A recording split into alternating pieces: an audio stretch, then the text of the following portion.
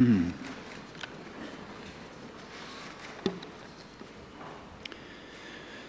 I don't know about you, but I like Christmas. I like the presents.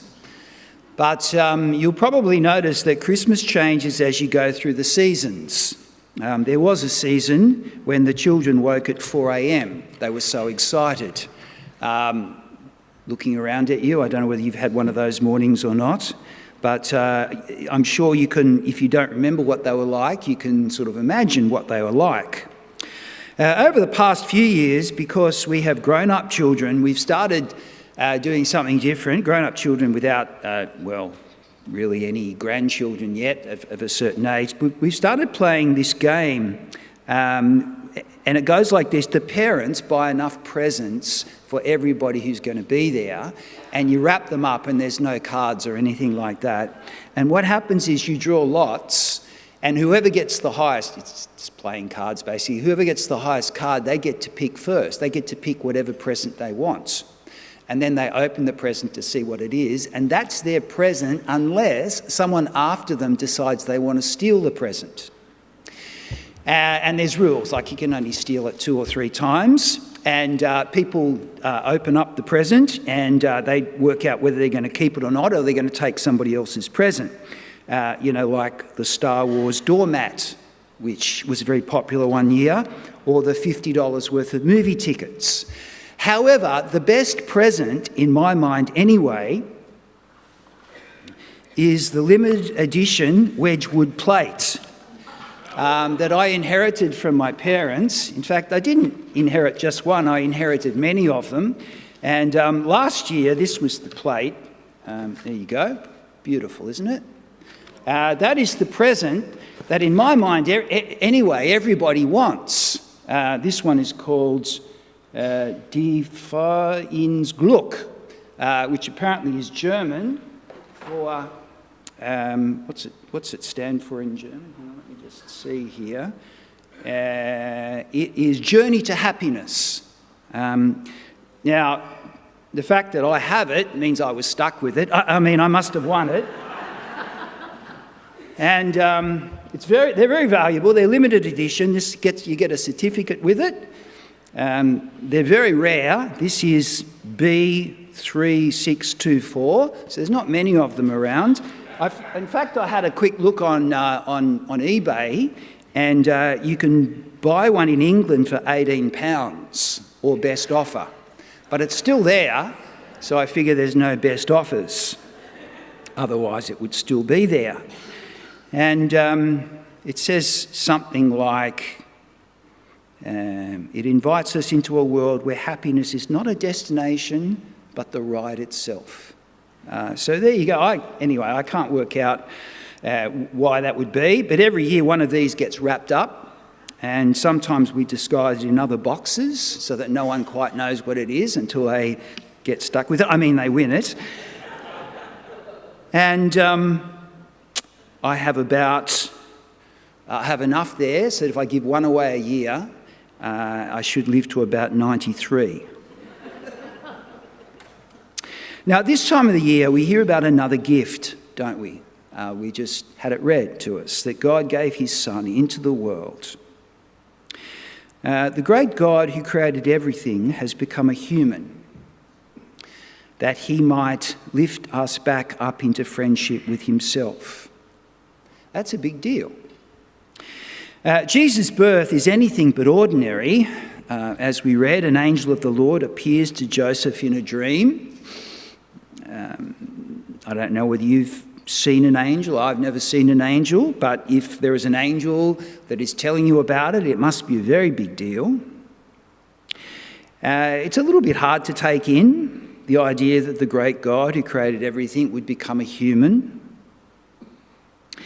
It says in verse 21, Mary would give birth to a son, and you are to give him the name Jesus because he'll save his people from their sins. Now, for those of you who have had children, I wonder whether you can remember back to the time when you had your first child. There were so many unknowns.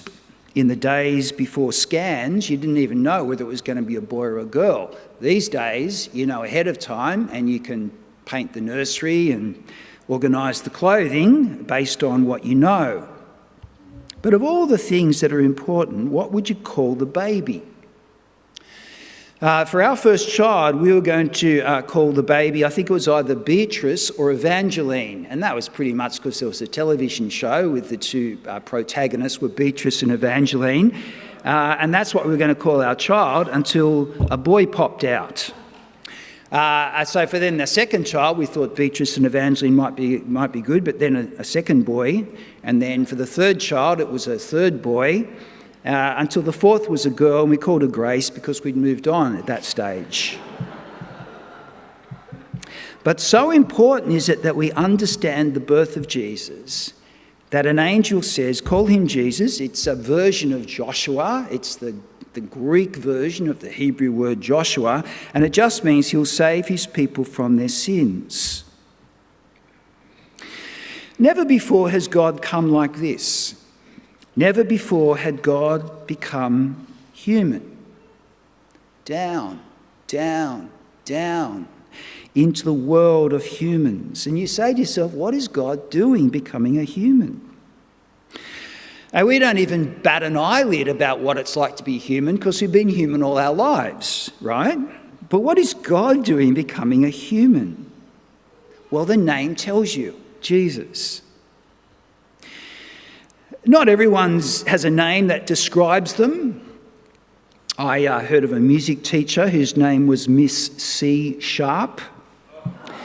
A young athlete in the Rio Olympics, very true. His name was Aaron Farr. Slow it down. Aaron Farr. A novelist called Paige Turner. But my favourite is the French goalkeeper called Dominique Dropsy. Mostly our names don't describe us at all, but when it comes to Jesus, his name means saviour, for that is exactly what it is. He will save his people from their sins.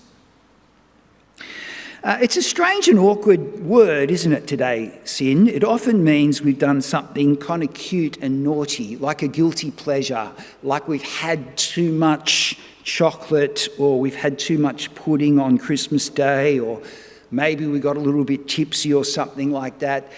But really, it's putting the finger on a problem and a solution.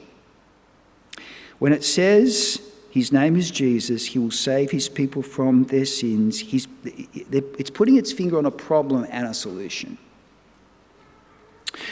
A few years ago, I went to see the musical Rent. And it was at the Hayes Theatre at Potts Point, and it was opening night, and I'd been asked to go and see it to write something about it. And I decided I'd ride my motorcycle in because I thought it'd be easier to park. Well, that was a bad idea because no sooner had I left home, but it poured with rain. There was so much rain I could barely see where I was going. And when I arrived at the Hayes Theatre, I spent 30 minutes in the bathroom wringing out my clothes so that they were basically presentable. The show began, and it was a terrific show, except about 20 minutes into the first act, the fire alarm went off. And if you've ever been in a theatre when the fire alarm goes off, you sit there thinking to yourself, will someone please turn that off? It's obvious a false alarm, and you keep waiting for it to go off, and then you start thinking, well, maybe it isn't a false alarm. And then they start saying over the loudspeakers, evacuate, evacuate.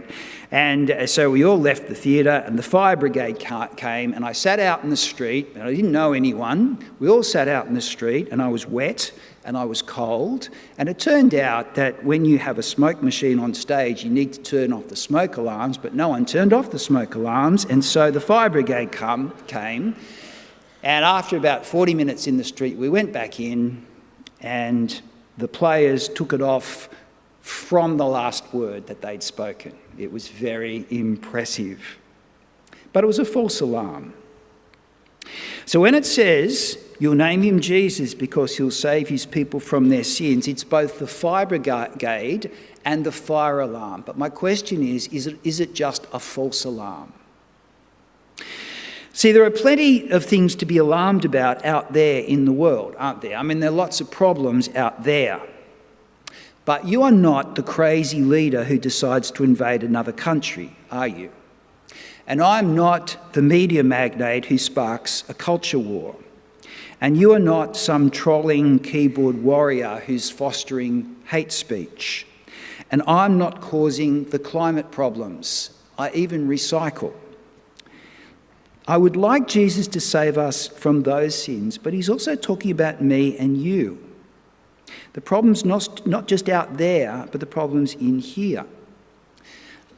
For which of us has never hurt another person? Which of us has never made someone else cry? Which of us has never taken advantage of someone to get what we want? The question is, have we made any contribution to the problem?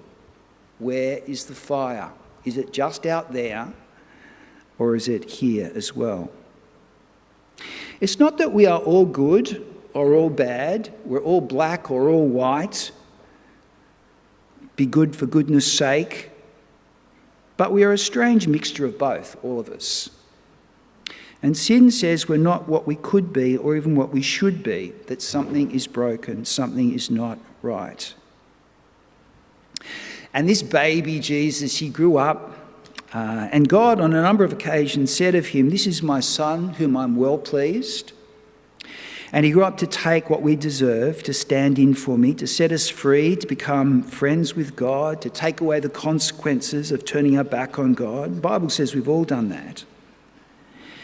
And what he does is he takes some things off us. It says he washes away our sins. He bears them, along with the shame and the guilt and the regret and the brokenness. He takes some things off us, but he also gives us some things. He gives us God's favour. He gives us God's forgiveness, God's face. He gives us a loving personal relationship with our Maker, who turns out to be our Father. So we are loved and we are safe. And we are saved. It's hard to take all that in, isn't it? One of the good things about coming to church at our church on a Sunday morning, it doesn't happen in all churches, one of the good things about coming to this church is we have a communion service later on. And that gives you a chance to think a little bit about not just the baby who was born, but his destination and what that means for him and for us. My daughter has taught herself how to solve the Rubik's Cube. Well, she didn't really teach herself. Her sister-in-law taught her. I've got so many brainy people in my family that they can just do that sort of thing. But it's funny, here's the Rubik's Cube. Why do we have an obsession with the Rubik's Cube? Why is it that we feel like we've got to solve it all the time? Why can't we leave it messed up? The reason I would suggest to you is because we've got a God-given desire for order and design and beauty. We don't like things messed up. We want things to be in their right place. We need for them to be where they belong. But we also live in a messed up and broken world. And our lives are also messed up, and our relationship with God is messed up, and we're powerless to fix it. But that is what we celebrate at this time of year. God sends his son, Jesus, into the world. Jesus, the name means he will save his people from their sins. He'll put the things where they should be. He'll fix the things up that are broken. He'll restore the relationship. And I want to suggest to you, don't let another Christmas go by without fixing this up, without fixing this up with him, without getting that in order. You may or may not be able to solve the Rubik's Cube, but this is something that he can solve for us. We're going to sing, and we are going